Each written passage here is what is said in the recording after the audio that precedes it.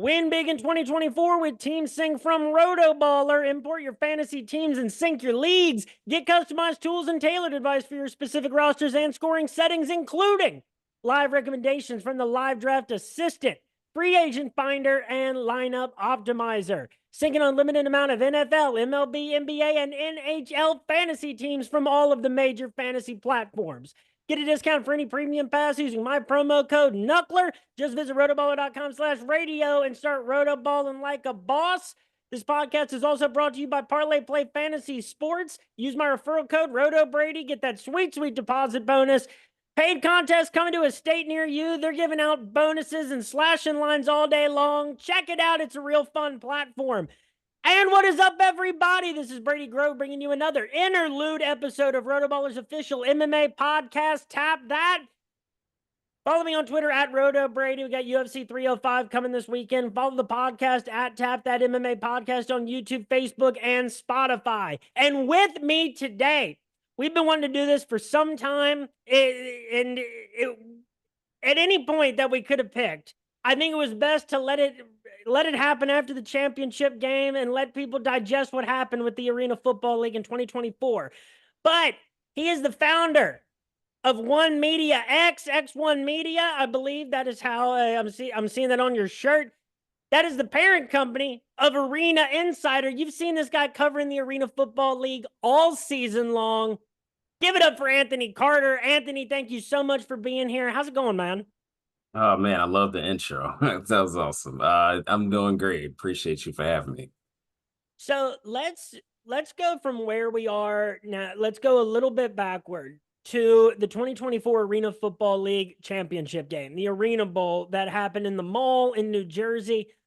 First off, man, I don't think you could have had, as far as a matchup in the championship game, I don't know if you wanted two other teams from out of Billings and Albany to end up in that championship game to put the best Arena Football League product on the field. And second of all, for what sounded like it was a so-so or very questionable idea at first of where the Arena Bowl was held, honestly, that on-field product looked fantastic on CBS Sports Network, and it looked like everybody there was having a blast. What was your take on the championship game for the 2024 Arena season? Yeah, so I was there. New Jersey it was about an hour and a half drive from where I stay. So, I went up there to the game and atmosphere was nice. I thought it was a nice outing. I thought it had a good amount of fans for what that that space could hold. They had people on different floors, and I think one of the cool things was seeing people walk through the mall, checking out like what's going on. What is this? Something we haven't seen before. So as far as the championship, yeah, I thought it's what you want to see, right? The top two teams in the league from the season battling it out on for a championship. And yeah, I thought it was loud. Of course, Albany traveled. Albany, I would say, is technically the home team for that. And then you had some people from Billings, whether that was friends or family of the players, regardless, they still traveled to the game. So that was cool to see. And yeah, I thought it turned out fine and a good product on the field. I love that they had the balls to take that risk and have that game in the mall because I don't know if it's grassroots or what the term would be, but with these kinds of leagues where you got to fight for your viewership and you got to fight for the people that, are committed to your product, having people being able to walk by and say, yo, what the hell's going on in the middle of the mall right now? That's a big deal. And it's an often slept on thing when you got a lot of the owners in any football league are, not necessarily people that have the greatest grassroots football mind. They're businessmen a lot of the time. And so they don't necessarily have those ideas. But I thought the championship game was a great snapshot of what the Arena Football League at a really good point, what it could be capable of. Absolutely. I mean, and it to call it what it is, this was something to, after how disastrous of a season it's been leading up to that point, this was a way to put it out on a national stage, get people talking. It was talked about a lot on social media from a lot of different blogs. I believe Sports Center carried it the next morning from what I've heard. I didn't see it, but people have said that. So yeah, so this was it's a way to kind of put a rebrand the league, I guess, in a way after what we've seen earlier this season and get it some views. So hopefully that'll translate until next season. Still, I guess a little too early to tell as of right now, but yeah, we'll see if that really made an impact. And we'll get into everything that you just touched on, Sure. everything that happened before the game. We'll get to that in a second. But then the other thing, too, is this kind of speaks to the value of being the Arena Football League, being the indoor league with by far the most name recognition and the most history, for how many problems they had getting themselves a reliable broadcasting deal throughout the season and so many unfulfilled promises of where those games would be viewable. It was still a big deal that almost at the last second they were able to get those playoffs on CBS Sports Network, where the product looked crisp and good. Right. And then you also had Ari Wolf who's been calling the games for years. So that was good to see. And it's something the league has been on CBS Sports Network in the past. So it's something that was needed. And as far as to why they weren't on CBS Sports or any other network, of course we all know well why about that. So yeah, so it's something that you need TV deal, especially for a league like this. It's necessary. Ad revenue. You're talking about recognition for the players and the coaches. So it's necessary. I don't see how you can survive as a league in any sport without some type of viewership, streamings, things like that. And that's kind of what has been impressive about the indoor football league is that is a group that's found a really good business model, it seems like, but all their games are available free on YouTube, so a lot of these leagues have at least been creative and been open-minded about how they're willing to get their product to people, because it's so easy for people to say, well, I want people to have to pay to be able to see our games. Well, think a little longer term than that, because people might not necessarily do that from day one. That's hard to do, but you get people to watch, you get people dedicated, and then here's where we can start to look back to what the hell was the 2024 Arena Football League season. Anthony, you yourself have dealt with some weird shit from this season, man. And this is I started to see this a little bit. I'm not going to like name any people specifically, but there's a lot of podcast personalities out there that I respect a lot who do a lot of spring football stuff and Arena Football League stuff. But this season they were talking about the Arena Football League, and it seems like as fans, for a very long time, we were told, be patient. And that's things we're all used to hearing with any non NFL professional football league. Be patient. These things take time. We're growing. We all get that. But at a certain point, we were being told basically what to feel and what to think about what was going on with the season, and being asked to pretend like these things weren't problems. What were you called, the boogeyman or the grim reaper of the Arena Football League? Which one was it?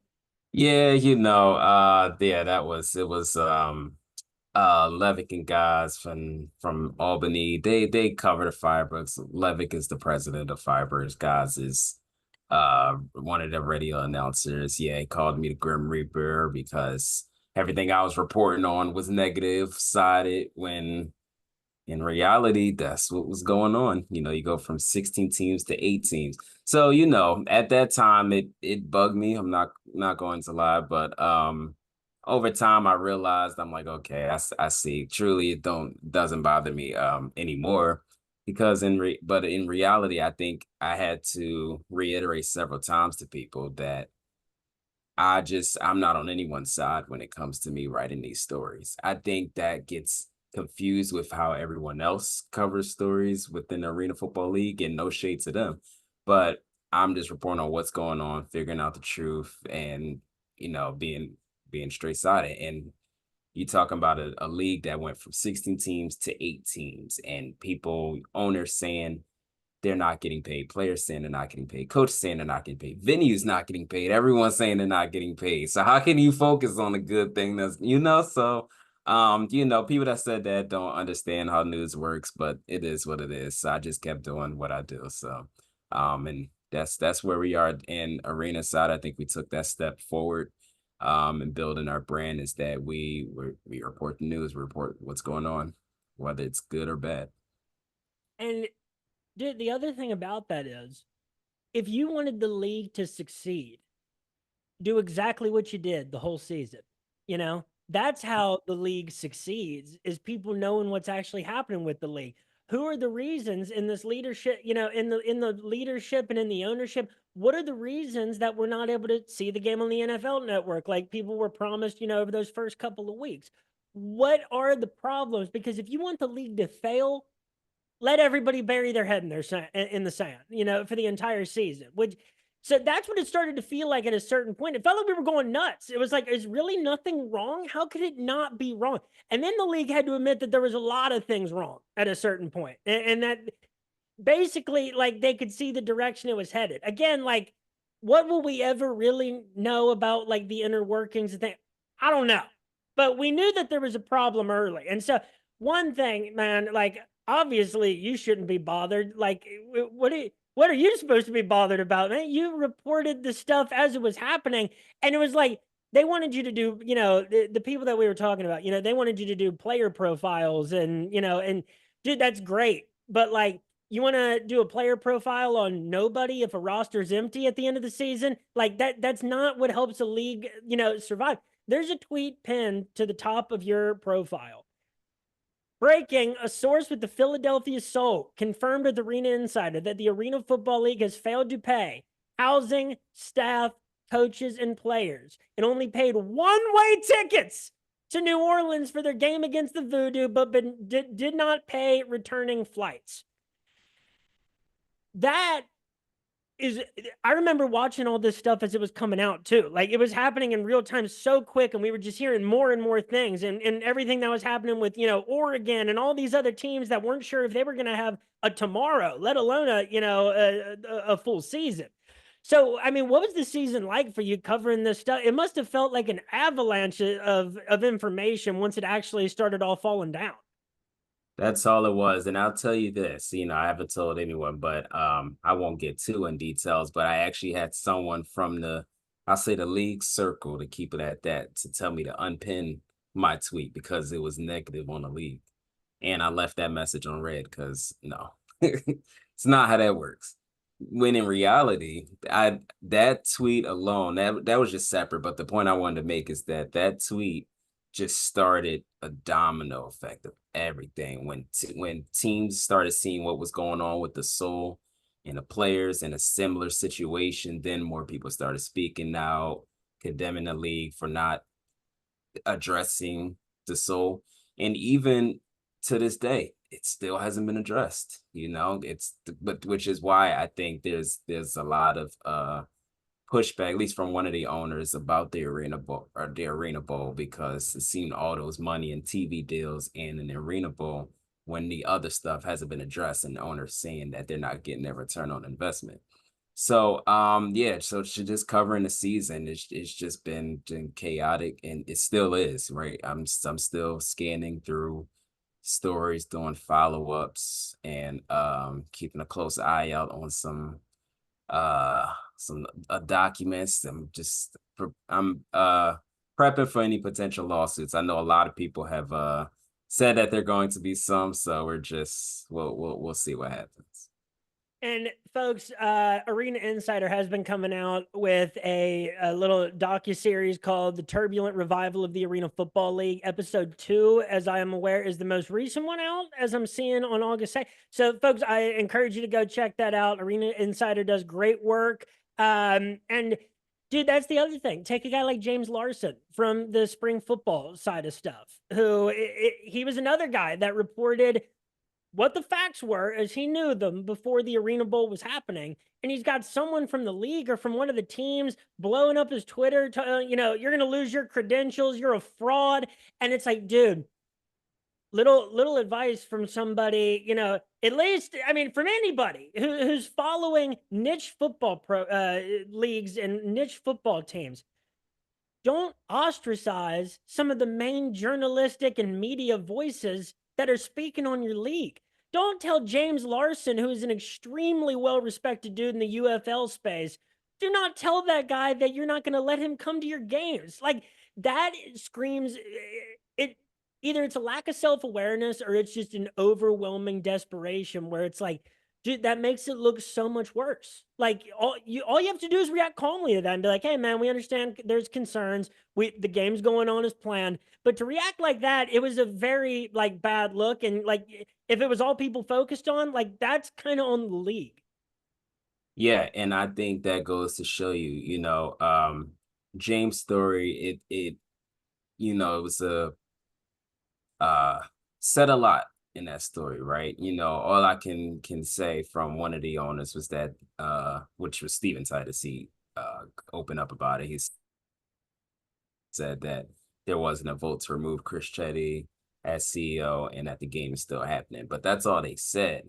Now, I think looking more into that story and seeing the way Anthony Rossi replied, it's kind of like, oh, you could tell that there is tension between G6, who owns the identity of the league, and the actual league office. So there's something there. So I won't fully say James's story is wrong, just because I have to do my own fact checking on it, but I do think that considering how this season has been, it is something to still keep a close eye out on. So I don't even think that story is all over. So to James's credit. And now, and so like guys like yourself and guys like James, if you're a league that is, coming back and having any sorts of problems, you want those people around. You want them talking about your league and you want to put on a good product and do your job so that they have positive things to talk about. If you would have been reporting, let's say everything went perfect for the AFL this first year. And, if your stories are all completely negative, then it's then it's not them. And people can tell the difference who are, educated in these spots. But, so with all that, and folks, again, we could talk for 4 hours about all the things that happen in the Arena Football League season. But go to Anthony Carter's Twitter profile at @Carter_TV. Follow all the content that he's put out throughout the year. They've done a very thorough job over at Arena Insider. But Anthony, what do you think the league reasonably, with the people that are making decisions, what do you think like are the real milestones for growth in 2025? Like what do you think are reasonable benchmarks that the league should be looking to hit next year? I think they have to develop just kind of have to rebuild that trust with the fans. Like I think you start there. Because I think heading into this season, because the Arena Football League, it's started up, then folded, then on a lockout, I started up, folded, teams come, teams leave, things and that. So then after 5 years, it's finally coming back. Still, some people were already skeptical at the time, but overall, the reaction was that they're glad it's back. And then you see something like this where games would just be canceled last minute and players and I think there was really, really severe damage done on AFL's reputation this season. So I think starting out, I think just being upfront and transparent. I've been saying this all season long. You have to be transparent about everything you do, whether it's good or bad. You have to let people know. You have to let players know, coaches, owners, investors aren't going to invest if they don't know all the details and you're hiding out things, right? So you have to do that. You have to get TV deals. You have to secure player contracts. And I understand that the new league office that has come in are working on that, and obviously stuff like that takes time. But I think you just have to build there. But also be prepared for pushback, or don't be afraid to explore other opportunities, whether that's merging with another league or things like that. I'm not sure how that will work. I know there's always ego when it comes to that, but it is what it is. If you want to protect the reputation of the league, I think there's just going to be some uncomfortable decisions they may have to make.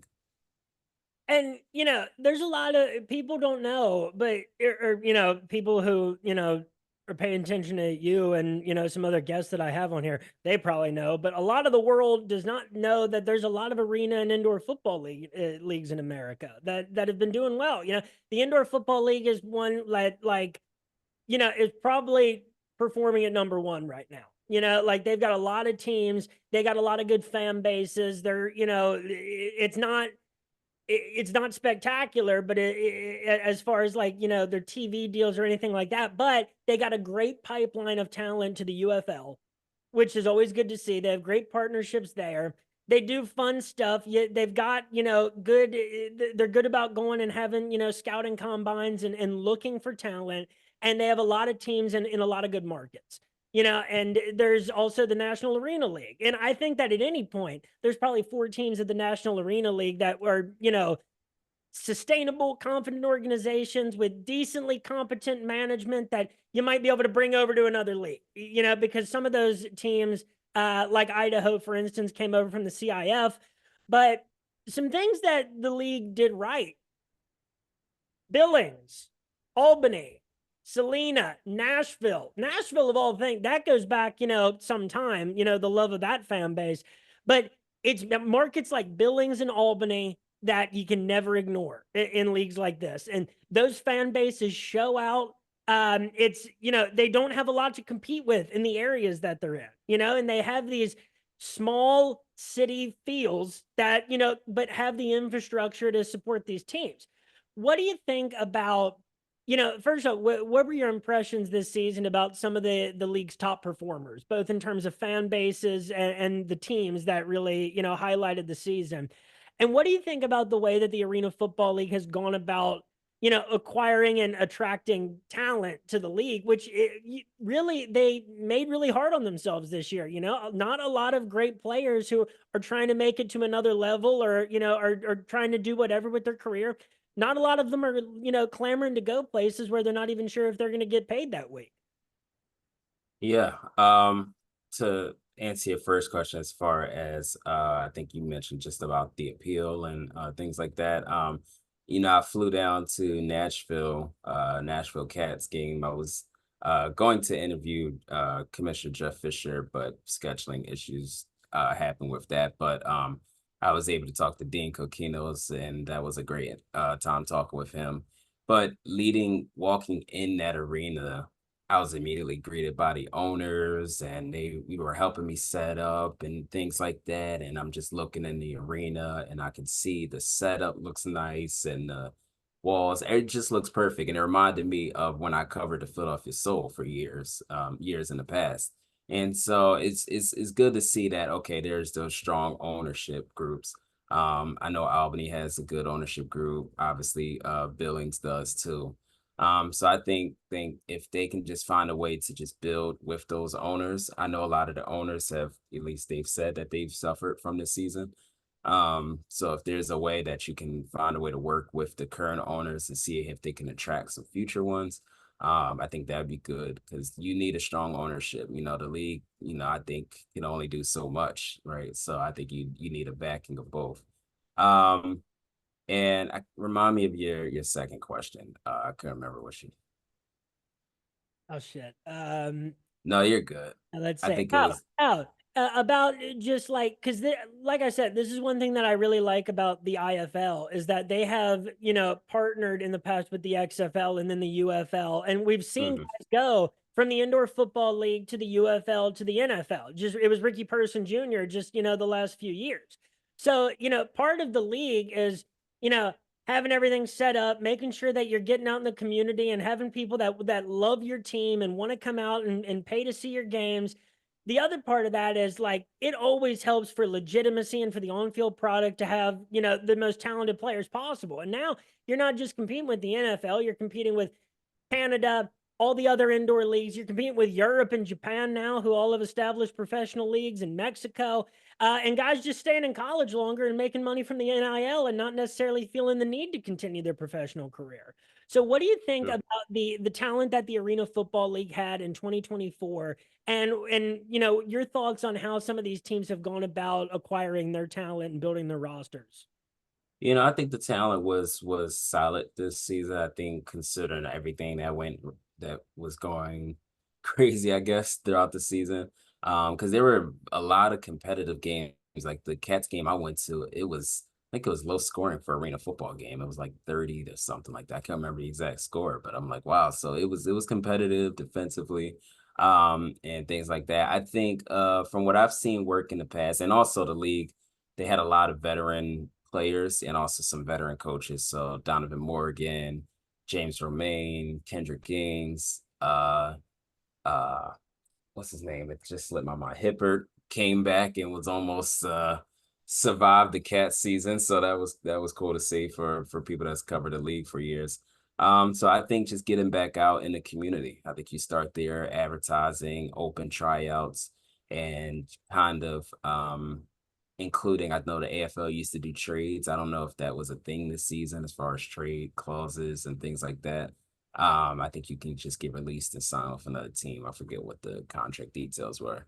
So doing that, national advertising, going to city, talking with professional sports teams or things like that, and communicating with maybe the other leagues or doing something like that. I think you gotta start there. Social media branding and all of that. So, you know, that was the good thing about the league again is, the name recognition. People and more veteran players because you know, I think it was maybe a lot of guys with just a little bit less urgency, because they had to have less urgency in that situation. But I think a lot of those guys, like the Arena Football League, people know that. Even if you're a 70-year-old GM, in the NFL or somewhere, people know the Arena Football League. There's everybody remembers the PlayStation 2 video game that there was a long, long time Mhm. ago. God, I hope Yep. they find a way to bring that back and find another level of success, to be able to do that again. Um, but it's so important for, people to want to play for your league. And it's, that sounds simple, but, there's a lot of opportunities out there in football right now. And there's more Division 1 football programs ever. If people want to coach and continue their career that way, they don't have to play for you anymore. So just like anywhere else in the American workforce right now, you got to make yourself a desirable place to be. And so what do you think was the response from the players that did stick it out through 2024? What do you think is the general sentiment right now and the general vibe about what they're feeling about, where they're going to be working next year? Yeah, it's kind of hard to tell. I think it was mixed in a way because I think some players of the teams that remained, they were paid, like Billings, because they were got their paychecks, so they're fine. But as far as the other people that didn't get their paychecks, it's like, so it's still hard to tell. I think these next couple of months, maybe not next couple of months, but really just over the rest of this year, going into early next year, right when it'll start building up right after NFL is done.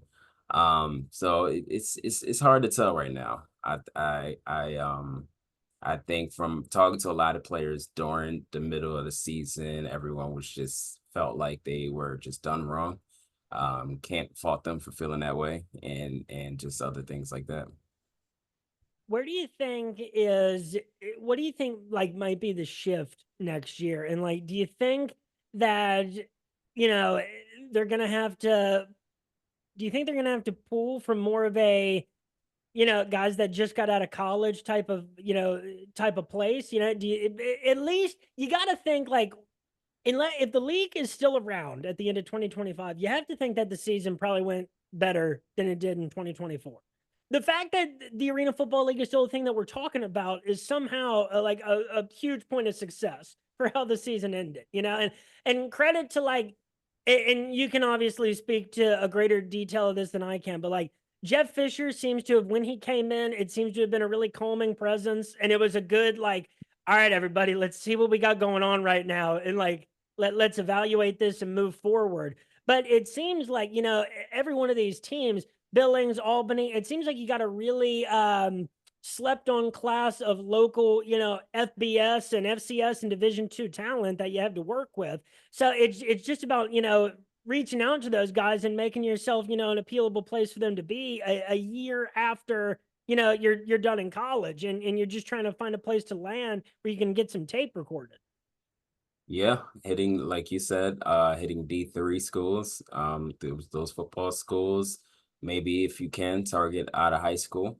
I know it may not be most appealing to maybe student athletes that may not get to that Division 1 level or Division 2 level, then this could be their way, and maybe they work their way through some other program, something like that. Because I've always thought like, at least growing up, obviously I don't think this can happen now, but I always thought kind of like how the NBA has the G League, right? Like that would have been something cool for AFL if there's a way to work with every team and kind of build them as like a that could be the line to get to the NFL. That was always my thought, but also it is half a field, so there's a difference there. But yeah, I think just targeting those schools that you just mentioned and getting out there, I think get them right out the gate before they graduate or things like that, and offer them something because it's in the spring.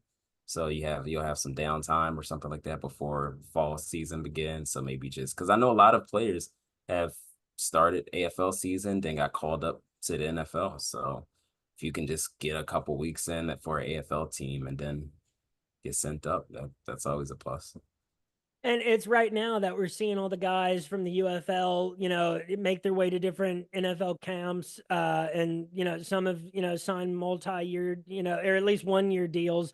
Um, oh, the Bengals got Hakeem Butler from, the St. Louis Battlehawks. And I want a G League, or I don't, for almost every professional sport that I like. Like I love what the G League does for the NBA, but it's just like a very unique thing where, a team needs a guy to come up and, sign a 10-day deal so that they have the right amount of people on the bench, or they just need someone who can get a couple of steals on the perimeter, in garbage time.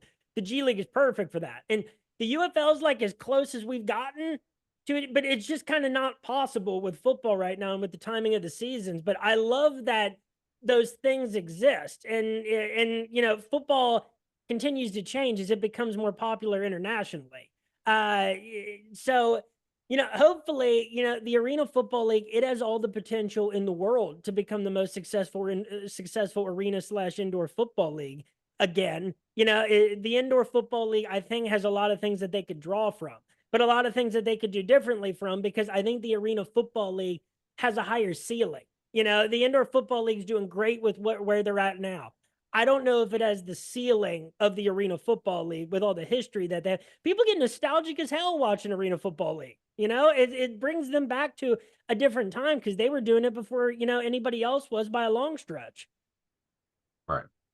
Yep, you're right. So, I think it's a unique opportunity. I think AFL, obviously, they have a hill to climb from how the season's been, but now they got a chance to build upon. If the mall got great traction on social media.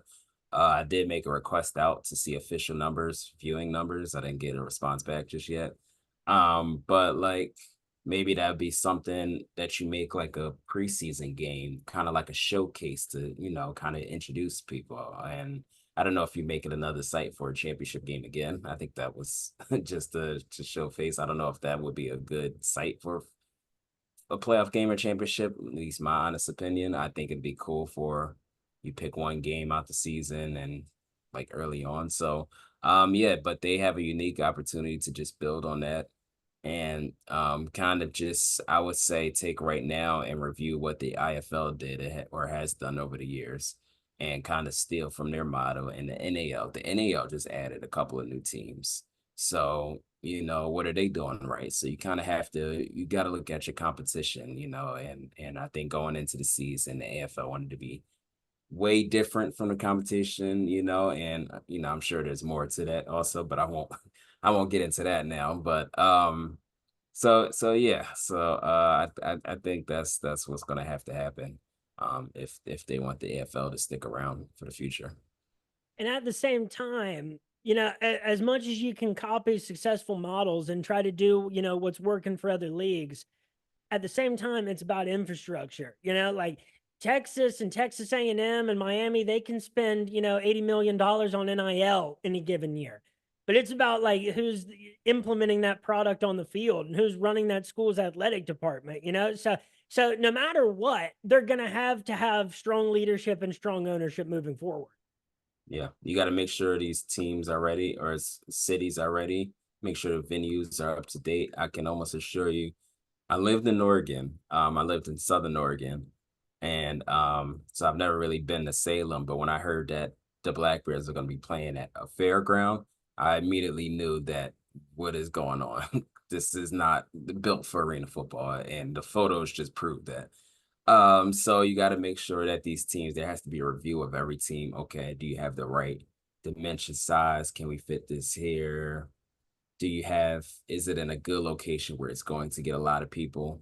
I think you have to really target near, if you can't get into big cities, at least the nearest big city, got to draw the attraction, and then that'll draw more eyes and tickets, and that'll just build it up over the years. It's going to take time. It won't be a complete year turnaround, but you just got to start there.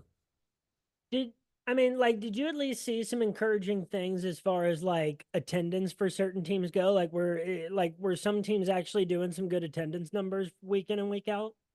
I thought week one, that not being on NFL Network between the Albany Firebirds and Orlando, that was a great game, went to overtime.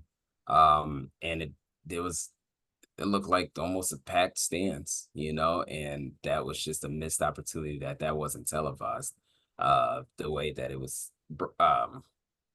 advertised that it was going to be. So, yeah, I thought Albany had a strong fan base. Nashville, they have a good fan base. I'm not sure if that arena works for Nashville. But then again, I also don't know how many other arenas they have in that area, so I can't really say on that. But they also had, I think that game was, I don't remember if that was on a Saturday or a Sunday. I think that was on a Saturday, but you have to remove the Sunday games. There were a lot of Sunday games and Thursday games. You got to remove those. You'll just never get the numbers that you want. Typically, AFL has always been Saturday afternoon to evening. So I think to making sure, I think that'll help the stands. And for the Soul, if you want the Philadelphia Soul back, I don't think they can be in Trenton, New Jersey. That's just a little bit too far out for most people. If you get back in the Wells Fargo Center where all of the professional teams play, getting that in there because they used to have a lot of fans. I remember going to Soul games. So, yeah, just getting back in the big city. So yeah, I think to answer your question, Albany had a good fan base. Nashville, that's all I was able to see through video. I know there was a couple of other teams that did well. I think Billings did well also. Billings, that's where the Reds rookie league team used to be when that existed, the Billings Mustangs. And it's like Billings seems like a great small like I love the idea of cities that aren't that big but are the biggest city in their state. Like Des Moines and Boise and stuff like that. Those are, Hmm. cities where traditionally you've had, and Albany obviously like a way outlier of that, but almost the inverse. And they had a great history with the Albany Empire before that team folded as well. For everything that turned out to be. But Sure. folks, that is it for this episode of for this new interlude episode of RotoBallers official MMA podcast. Tap that. I love having people from the spring, the European, the indoor and arena football league worlds on here. With me tonight was Anthony Carter of Arena Insider and X1 Media. Anthony, thank you so much for being here. This was a great conversation. I'm sure if we really got into the weeds of things tonight, again, this could have taken us until August 13th. But Anthony, thank you so much for being here, folks. Check out all of his content throughout the season and on Arena Insider. You can follow him at @acarter_TV. Anthony, if there's anything else you want to say or anybody you want to shout out, the floor is yours. Well, thank you again, Brady, for having me on. Really enjoyed our conversation. And you're right, we could have been talking for months. So yeah, after everything. Yeah, so check out the first couple of episodes of Turbulent Revival of the Arena Football League. It's gonna be 4 parts. I'm finishing up part three. One of the tough things about doing this series is that because a lot of these episodes I already had kind of done. But then as I rewatch it and then I look back all the stories, I'm like, oh my God, I forgot this happened. So much happened this season. So it's constantly changing. I want to make sure everything is right. So look out for episode 3 any day now this week. I think I'm just going to randomly drop it. And then episode 4 will be the last one. So again, but everyone watching that's been following, I do appreciate the support. I know it's been very overwhelming over the last couple months. It hasn't been easy, still isn't easy. So I really do appreciate it. You just have me on, and just gonna keep building for the future, and be tuned for more future announcements from Arena Insider. I'm working on something, but I gotta finalize that first. Looking forward to that, folks. All the more reason to follow along with what Anthony's doing. Folks, follow me on Twitter at RotoBrady. That's where I make picks for all major MMA events, boxing events, stuff on UFC Fight Pass. And we got the Contender Series back this week, UFC 305. Follow the podcast at Tap That MMA Podcast on YouTube, Facebook, and Spotify. Thanks for listening, everybody. Have yourselves a great week until UFC 305, and peace.